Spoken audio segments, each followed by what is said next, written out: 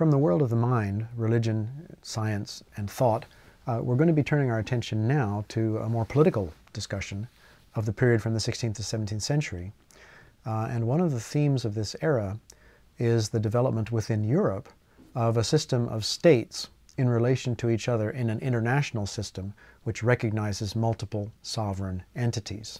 This came about in a process that included the gradual fading away of dreams of the recreation of a single European empire such as the Roman Empire. Perhaps Charles V of Habsburg, who reigned as Holy Roman Emperor from 1519 to 1556, was the last person who embodied the dream of a recreated Roman Empire. The entity that he was head of was still called the Holy Roman Empire, but as later wit, Voltaire is usually credited with the phrase, quipped, it was not holy, it was not Roman, and it was not an empire. Essentially, Charles failed in his attempt during the Reformation, which spanned the length of his reign, to preserve and impose religious unity in his possessions, and states began to defend their independence and to control their own populations more effectively. By the time Charles abdicated and entered a monastery for his retirement in 1556, the idea of really establishing a truly united Europe as an empire with the heritage of Rome behind it had died. Nobody thereafter seriously tried to recreate it. And so we enter a period in European history where the power of rulers and the control of rulers over their states greatly increases. From 1618 to 1648, Europe was racked by an international conflict that dragged on, and we know it as the 30 Years' War, and it ended with two peace treaties signed in the towns of Münster and Osnabrück in the West German state of Westphalia that collectively are referred to as the Peace of Westphalia, 1648. And anyone who's taken an introductory political science class that dealt with international relations will know that it is from this peace treaty that we date the emergence of the international system as it existed until relatively recent times. The Treaty of Westphalia enshrined the right of rulers to impose their religion on the realm that they ruled. The phrase in Latin is cuius regio, eius religio, which means whose the rule, his the religion. And that was a great power given to the monarch. In addition, the treaty recognized the sovereignty of the Netherlands, so its long revolt against rule by Spain was over, and Sweden and France were recognized as European powers. The Treaty of Westphalia marks the decline of the Holy Roman Empire, because as a consequence of the 30 Years' War, the various rulers of the empire's constituent states, the princes of the empire, emerged in a much stronger position vis-a-vis the emperor. They could conduct their own foreign relations, keep their own armies, and pretty much ignore the emperor if they felt like it. But all the princes of the empire, which included the emperor, the Habsburgs, because they were rulers of many different imperial territories, all the princes of the empire were stronger vis-a-vis their own subjects. So the Habsburgs also gained. This was important because the development of a strong centralized monarchical rule that could effectively exploit the riches of the realm was an important part of the political development of the European state system. To take England and Scotland as an example, in the late 16th and early 17th century, under Elizabeth I, the last Tudor, and James VI the first Stuart king, it had proven almost impossible to tax the realm effectively.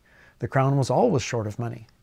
But less than a century later, after indeed revolution, turmoil, execution of a monarch, the period of the Commonwealth under Cromwell, and finally the restoration of the Stuart dynasty, in 1688-89 the Glorious Revolution changed the person on the throne. James II was expelled, and William and his wife Mary, who was James' daughter, came to the throne. Britain rapidly became one of the most fiscally efficient states of Europe. And by ruthlessly raising taxation, which trebled in their reign, William and Mary were able to raise the money to wage expensive wars. Now, why the dream of empire faded was related to the failure of any European state to succeed in enforcing unity. France, which might have had a chance at it because it was one of the most populous and wealthy European states of the time, was crippled for much of the 16th and 17th century by internal conflicts as aristocratic factions fought civil wars, often using religion as an excuse. And France was only unified and eventually recovered its strength and became a dominant power towards the end of the 17th century. In England, as mentioned, low tax revenue and internal religious divisions led to the English crown's failure to capitalize on its position as a maritime state located between the North Atlantic and the North Sea on the edge of Europe's frontiers with the global world until much later. Germany, well, Germany hardly existed except as a geographical and cultural description because the Holy Roman Empire was simply a loose union of various German states. There were over 300 sovereign entities in the Holy Roman Empire at the time, and they really didn't cooperate with each other. On the east of the continent, the Kingdom of Poland, once it joined with the Grand Duchy of Lithuania, created a geographically huge state with much potential, but it was politically weakened by the power of the aristocracy and their desire to keep the crown weak relative to the aristocrats, and the fact that its frontiers were very insecure and that it was gradually threatened by growing powerful neighbors, on the east by Russia, on the west by Prussia, on the south by the Habsburg Empire in Austria. Italy was divided similarly to Germany. Sweden and the Netherlands were 17th century powers, but their very power was made possible by the failure of any other European state to be well enough organized to dominate the continent. So they were temporarily powerful, but they didn't have the population and the hinterland to build long-term dominance. The only European power that in the 17th century looked like it might be a possible hegemonic power in Europe was Spain. At the turn of the century, Spain looked to contemporaries like it might still be a potential dominant and unifying power, whether one looked at this as a threat or a promise. Spain was enriched by silver from the New World. The discovery of rich silver mines at Potosi and what is today Bolivia led the crown to benefit greatly from the influx of American silver, which many scholars have argued was triggered to a long-range inflation that marked the 17th century, but which meant that the Spanish crown could count not so much on the sheer amount of income, although that was important, but on its regularity. It made the crown a good credit risk. Spain, compared to other European realms, was much more united because the Jews, the Moors, and the Protestants had all been expelled or forced to convert from the end of the 15th century through the 16th century. And in Spain, the nobles truly believed that nobility brought with it the obligation to serve the crown as servants, at least well into the 17th century. At the end of the 16th century, Spain appeared to be at the height of its powers. It had inherited Portugal. It had scored major military successes against the Dutch rebels.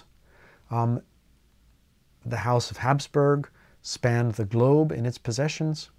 Indeed, one might note that even perhaps the symbol for the US dollar is derived from the Spanish Habsburgs' coat of arms, which consists of two pillars representing Gibraltar and the rock in North Africa that is Gibraltar's twin, so-called Pillars of Hercules, marking where the Spanish monarchy opened out from the Mediterranean onto the Atlantic, which is on the coat of arms enshrined, encircled by a banner on which is inscribed the Habsburg motto. And since the coinage of the Habsburg realm out of New World silver, the royal coins of Spain became general financial currency in use all over the global trading system, this emblem, as a short form for ledger keeping, might have been the origin of the dollar sign. The conflicts that broke out in the first half of the 17th century, the 30 Years' War and its related conflicts, eventually broke Spain's power, and it never threatened to be a dominant European power again. And so, for the next several centuries, the European system was a system of states operating in a world of sovereignty in which every state was recognized as sovereign and had to conduct their relations with each other.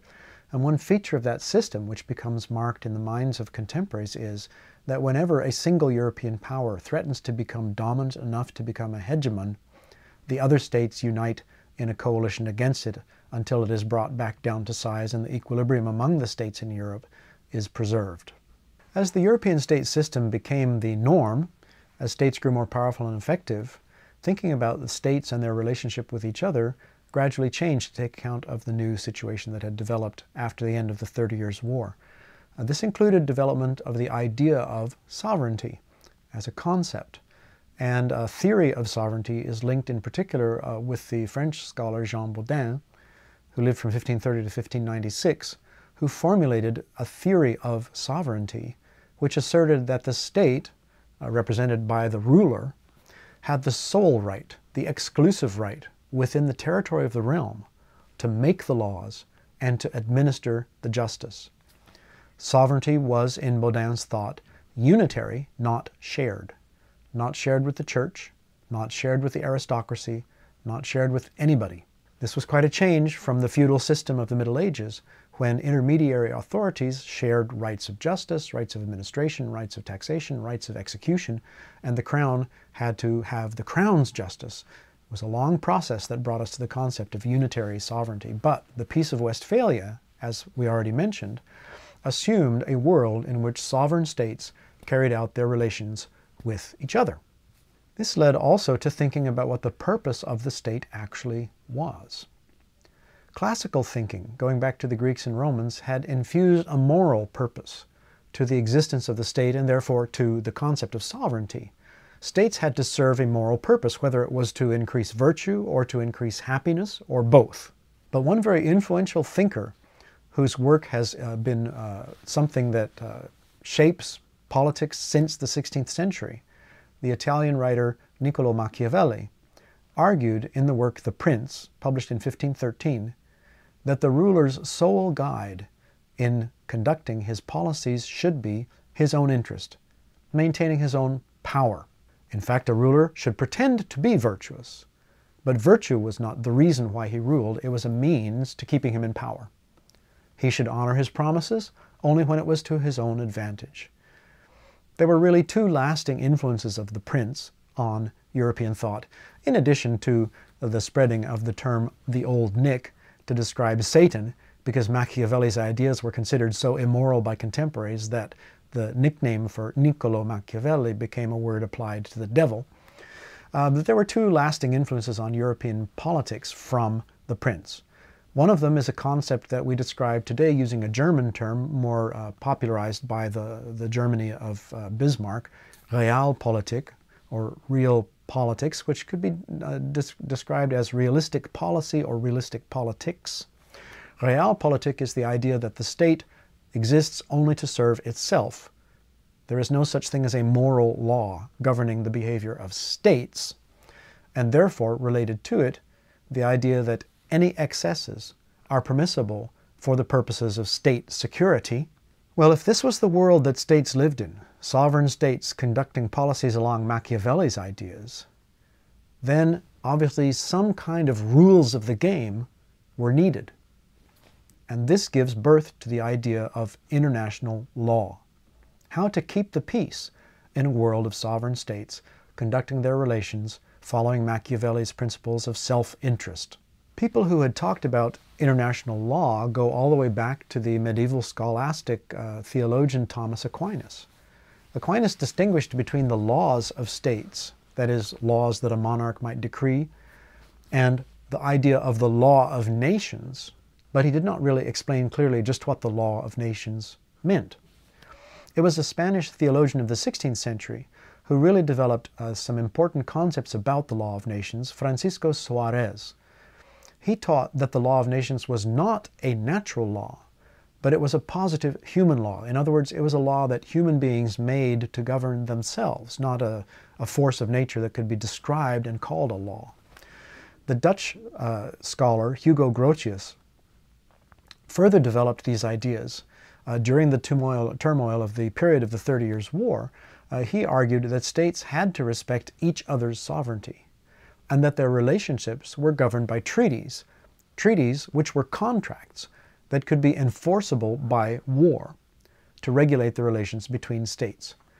The system of international relations that Hugo Grotius described actually worked regardless of religion. It did not depend on religious sanction. It didn't depend on any particular religion. It could govern relations between a Christian European power and the Muslim Ottoman Empire or the Chinese state. In fact, Hugo Grotius even said that his concept of international law would be valid even if God did not exist. Changes in the political relations between states and the concepts of international law and sovereignty occurred during a time when social change was also affecting European society, and they're kind of part and parcel of the developments of the 16th and 17th century. So there are some important things one has to understand when looking at this period as you look at the society of early modern Europe, Europe in the 16th and 17th century, we have to understand that it differs from contemporary society, in which we're used to the idea of a social structure that is organized primarily in horizontal groups that are divided by wealth. Once upon a time, they might have been divided by aristocratic birth.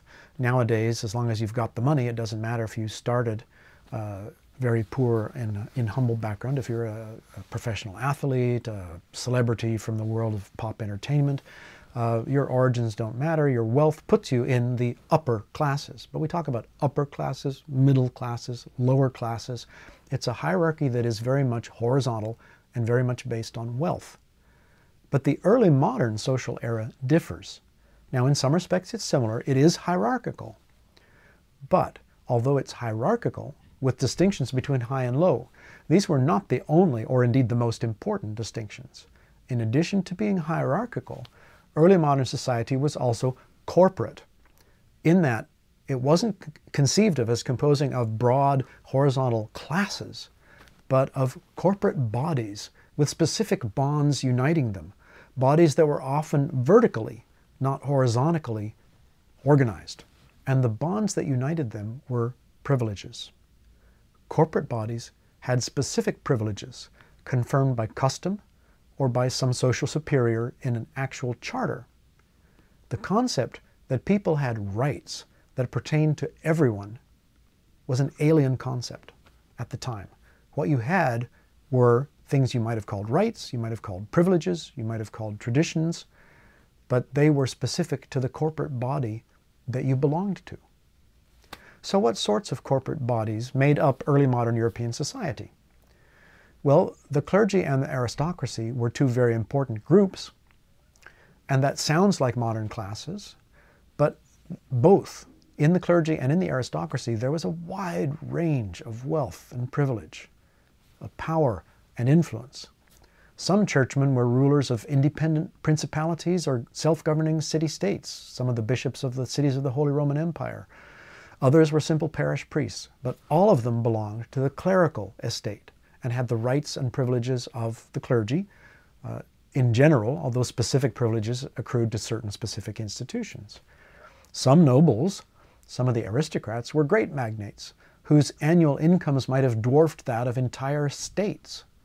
Others were described by terms that meant they owned only 5 plum trees, or that they wore sandals instead of boots.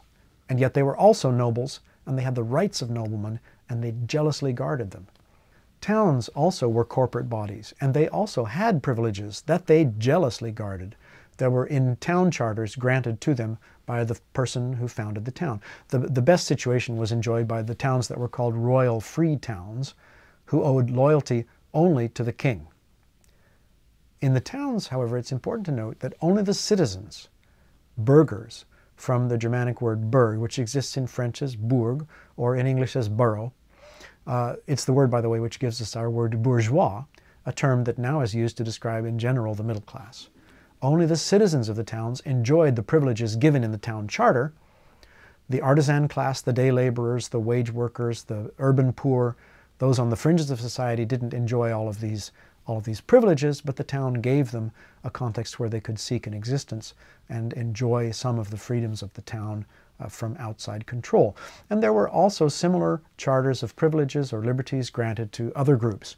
One important group in early modern Europe was the Jews, who, wherever they lived, often had specific charters that governed where they could live, how they should dress, what rights and privileges they had, how they would relate to the non-Jewish community and the crown's relationship to the Jewish community, and often it was one of protection in return for financial support.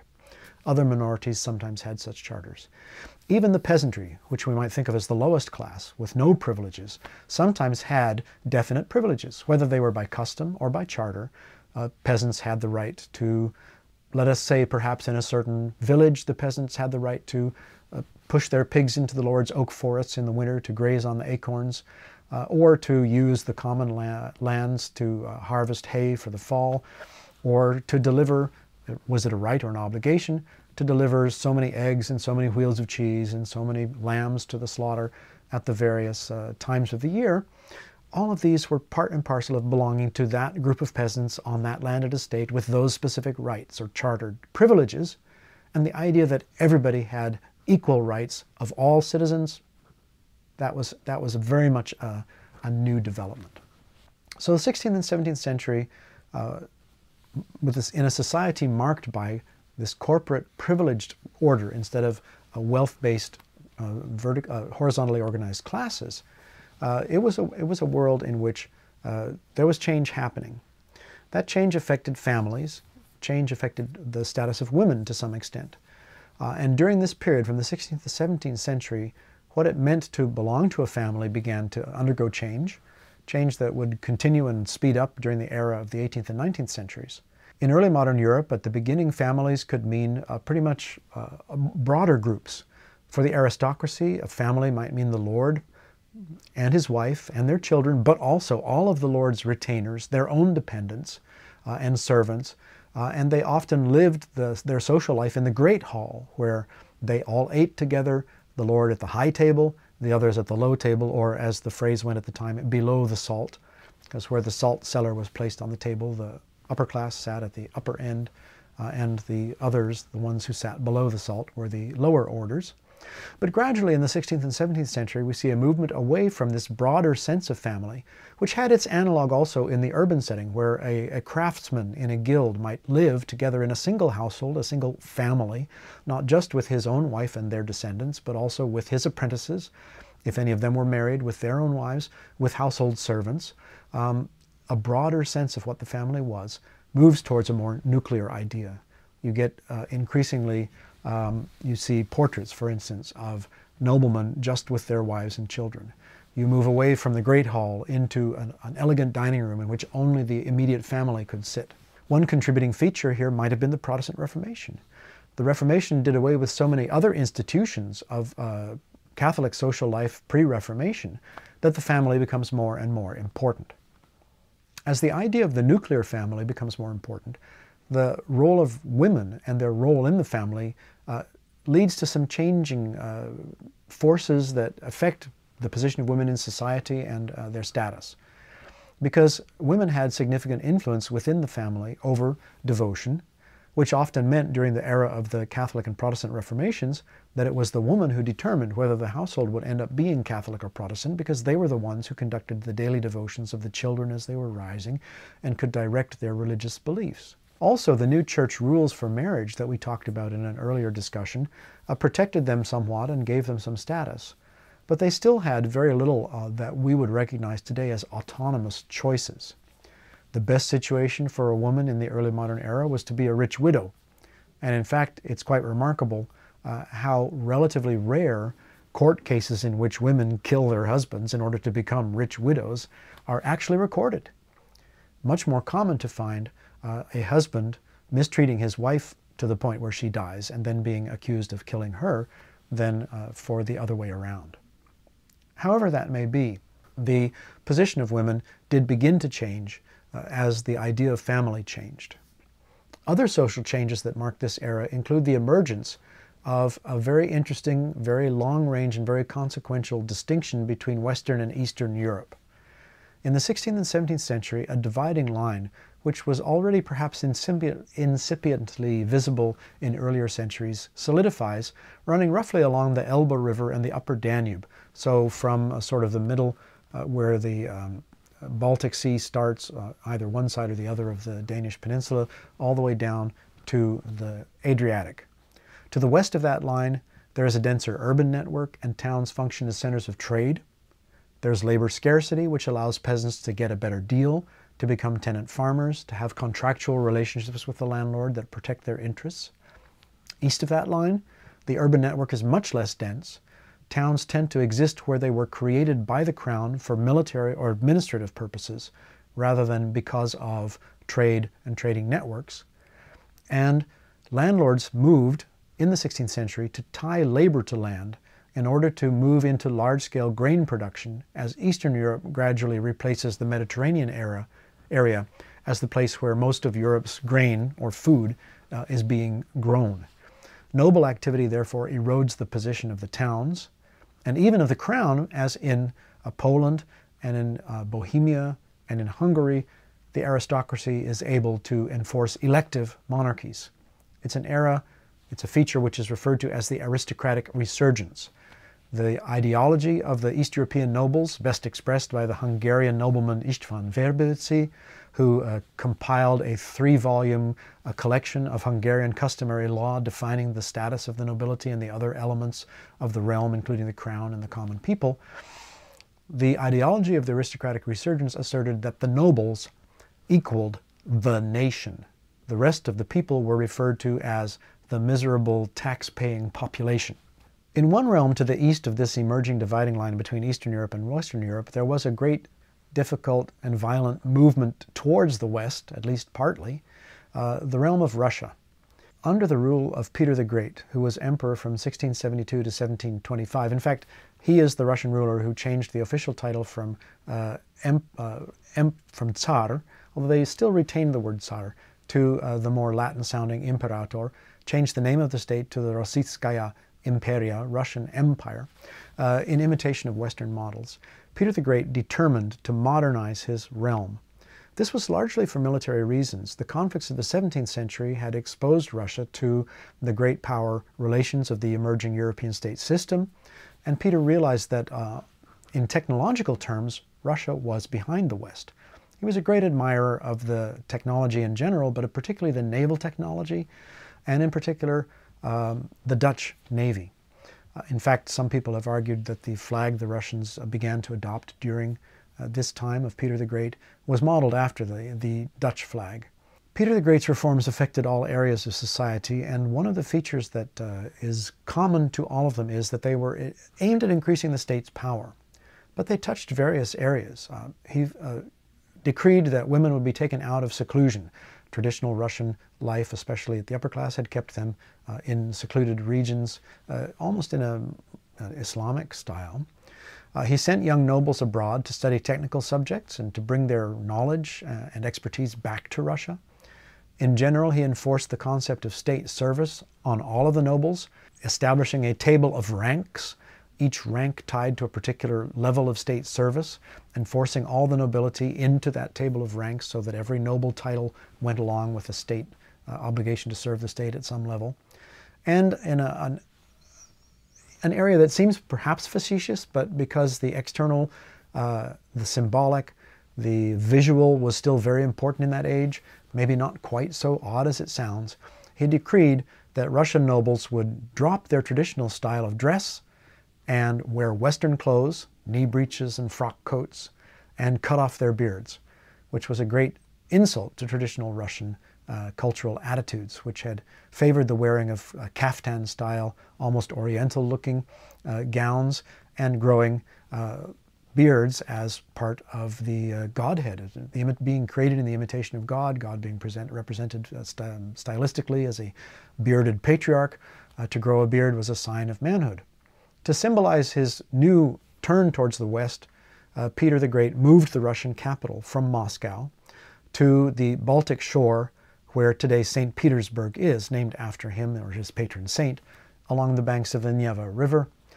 It was a great enterprise. He imported European architects to construct what was compared to Venice because of the marshy area that had to be drained by canals in the Neva.